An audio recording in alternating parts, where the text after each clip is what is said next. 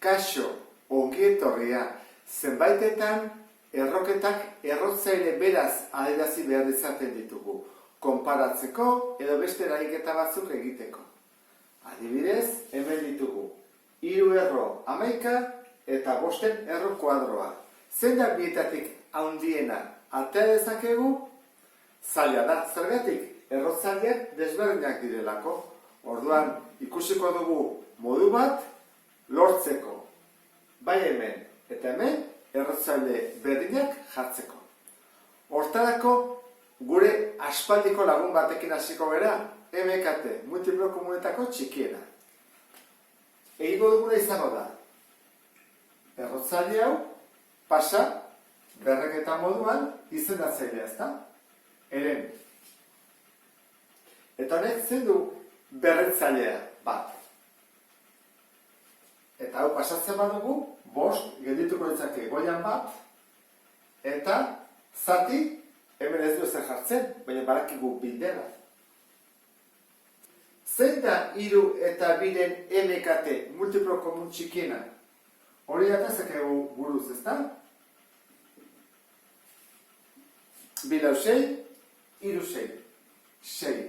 Orduan, egingo duguna, hau izango da. 6 da, eta hemen 6 da.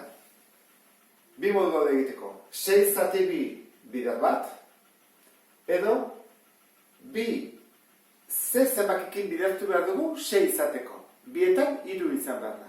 Ikusi. 6 zati 2, 3 bider bat, 3. Edo esan dudan bezala, 2 3kin bidertu behar dudan ez 6 izateko, goikoa zenbakitzailea ere 3kin. Hemen ere gogoratu. Zerekin bidertu behar dugu? 2rekin. Horan goian ere bider 2. Beste aukera bada egitea 6 zati 3, bider bat. Horen, bai lortu ditugula 2 berretzailea berdinak izatea. Orduan, pasa dezakegu errotzaile bezala. Nola geldituko litzake? Hemen 6. Eta barruan 11 berdi. Eta hemen kanpoan 6 baitere, bietan berdina. Eta barruan 5 berdiru. Zein da bietan handiena? Bueno, bai dezakegun. 11 bider 11, 121. Eta 5 bider 5 bider 5, 125. Horrek zesan nahi du. Zein da handiagoa? Hau edo hau? Hau, ezta? Ba, bietan handiena, 5 erro kuadroa da. Jarriko duguna horrela da.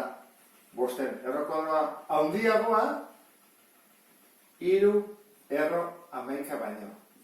Ez bagen duen errotzaile berdina jarri, konparatzea asko zailago izango litzake. Ez genuke jakiko zein den handiagoa. Bat edo beste, ez badugu kalkulagailu erabiltzen, noski.